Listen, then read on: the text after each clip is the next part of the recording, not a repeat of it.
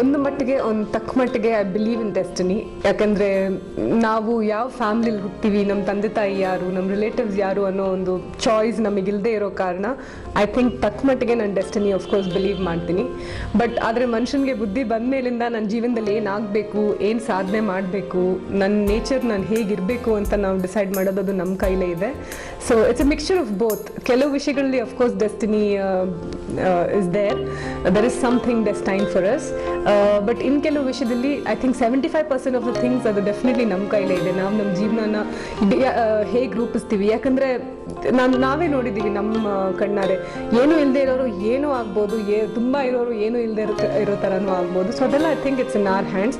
Above everything ತುಂಬ humanity, ಮನುಷ್ಯತ್ವನ ಮೈಗೂಡಿಸ್ಕೊಂಡು ಒಳ್ಳೆ ಹ್ಯೂಮನ್ ಬೀಯಿಂಗ್ ಆಗೋದು ನಮ್ಮ ಕೈಲೇ ಇದೆ. So that's got nothing to do with destiny.